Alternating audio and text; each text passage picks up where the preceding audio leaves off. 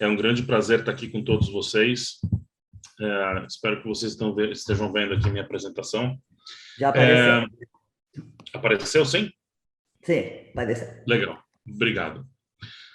Bom, é um grande prazer estar aqui. Eu vou falar um pouco sobre o Open Data e a tríade, né, de segurança, compliance e conveniência, né, e como que a gente consegue utilizar os dados que hoje em dia estão públicos e, inclusive, os dados que são utilizados e são liberados pelos clientes para que sejam utilizados para um benefício maior, né? Mas, obviamente, a gente sempre tem esses grandes pontos da balança, né? A segurança, a conveniência, o compliance, né? E, efetivamente, se a utilização desses dados são ideais. Então, começar rapidinho aqui, né? Só para contextualizar um pouco essa situação do Open Data e até onde ele vai até o Open Banking e o Open Insurance, né? Então, a gente tem essa camada de Open Finance aqui no meio. Então, o Open Data são várias informações que estão publicamente disponíveis sobre as pessoas, sobre os tratamentos, sobre as situações. Normalmente, dados governamentais se enquadram muito nesse Open Data. O Open Finance é efetivamente o ambiente onde os dados eles têm uma situação um pouco mais específica, né? Então, não são dados totalmente públicos, né? São dados de pessoas e que, para começar a utilizar, as pessoas dão o seu aval para a utilização desses dados, até o ponto que bancos e seguradoras vão se utilizar dessas informações para melhor tarifar, para fazer outras análises. Ou seja, a conectividade, né, é um ponto muito importante. Inovação está totalmente envolvida nessa situação. A monetização dos dados também é um outro ponto muito importante. E a conveniência também vai ser levado a um ponto mais a fundo com a utilização desses dados aí distribuídos, né, e abertos. E alguns benefícios, né? Então, seguranças e ameaças. Então, começar a utilizar as informações que estão disponíveis, situações de possíveis crimes, possíveis ameaças ao risco das pessoas, né? Personalização de ofertas, né? Com utilização dos dados sobre o meu comportamento, eu vou querer que uma empresa utilize essas informações para dar produtos mais ideais para mim. Riscos ajustados ao comportamento, seguros preventivos, né? Então, a gente vai ver uma mudança muito forte no mercado de seguro quando eles começarem a utilizar mais essas informações para ser menos reativos e mais preventivos a risco. Eu acho que esse é um ponto muito importante, porque justamente aqui é onde a gente vai mudar esse comportamento de somente ter um ambiente seguro e a seguradora só preocupada em cálculo do prêmio e o pagamento de sinistro, mas ela vai trabalhar num sentido mais de prover um serviço para evitar sinistros.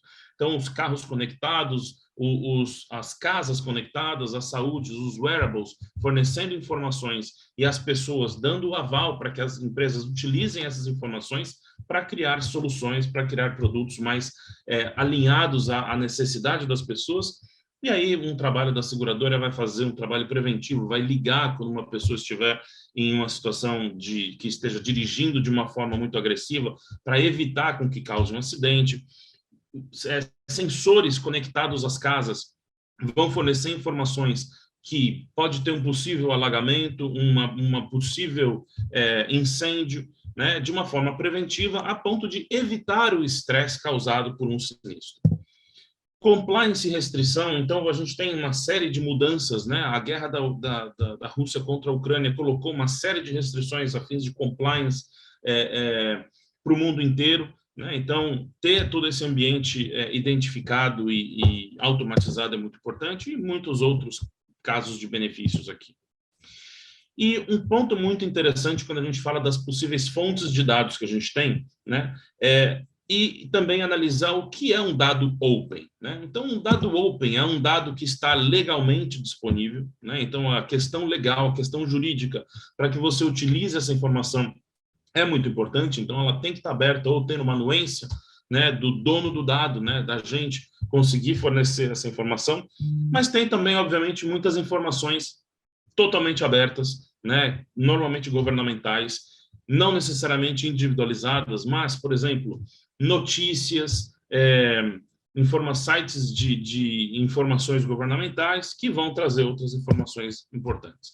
E o dado também ele tem que estar tecnicamente disponível, né? Então, uma coisa é você ter ali um campo estruturado disponível, outra coisa é você ter um campo não estruturado que esteja disponível, e aí vai ser um trabalho um pouco maior para você conseguir utilizar essa informação, mas ela é tecnicamente viável, e obviamente dados que não estejam disponíveis tecnicamente, papel, né? Então, nas mídias anteriores, nas mídias antigas.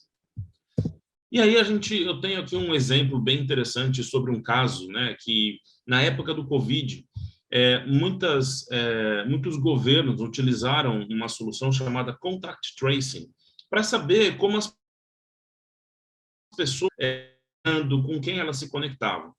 E um ponto interessante aqui é, na China, principalmente, onde você tem empresas de telefonia, empresas de transporte, empresas de cartão de crédito e os dados governamentais sendo unificados pelo próprio governo, muitas soluções puderam ser criadas ali com esse fim, né? Eu vou mostrar um pouquinho de algumas situações aqui que aconteceram nesse caso e depois eu vou colocar justamente a pergunta para a gente pensar a respeito disso, né?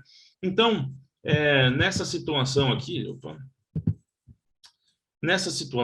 né? Então a gente tinha um paciente que tinha sido identificado com Covid, e aí com informações de telefonia, com informações de transporte, informações de cartão de crédito, a gente conseguia fazer uma investigação sobre esse trabalho, tá? E aqui está sendo utilizada uma solução do SaaS, que é o SaaS Vision Investigator, para que a gente conseguisse entender qual é a traceabilidade dessa pessoa, né, e quais contatos ela teve. Então, aqui a gente sabia exatamente que ela chegou no aeroporto, né, principalmente vindo do aeroporto de Wuhan, né, se conectou aqui com algumas outras pessoas que estavam no mesmo voo, se conectou com pessoas que estavam aqui no mesmo hangar que ela, até o ponto de começar a entender e ver qual era a continuidade, né? Então, o que ela fez depois disso, né? Para onde ela foi e com quais foram as pessoas que ela se conectou.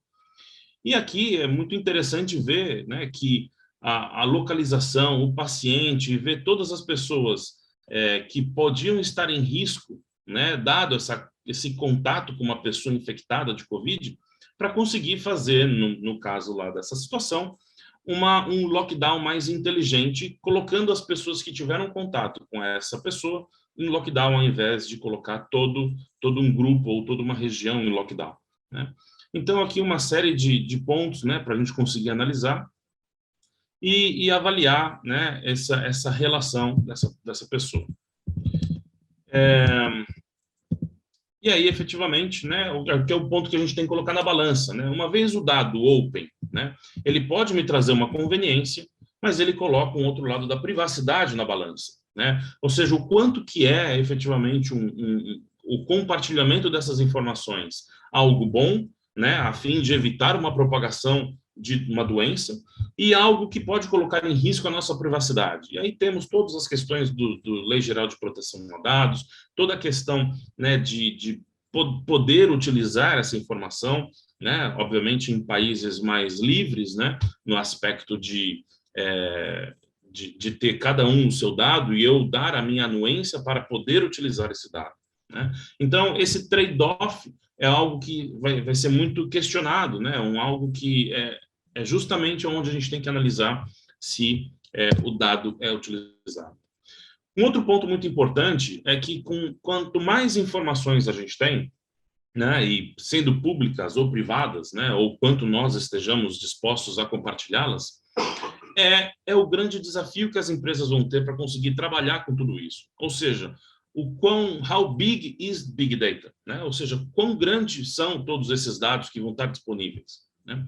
E a gente começa tendo aqui um ponto sobre o 5G, que a gente vai ter agora na sequência no país, né? Ou seja, todos os veículos conectados, né? Você ter ali um broadband de mídia em todo lugar, né? Então, dispositivos que vão estar conectados também, né? Essa interação entre humanos e máquina e a conexão e a rede de sensores que a gente vai ter disponível. Só que, além disso, a gente tem uma grande mudança e uma evolução também em outras informações e outros dados, né, que até então ainda não está sendo muito utilizado. Analisando aqui, e esse é um ponto bem interessante, né?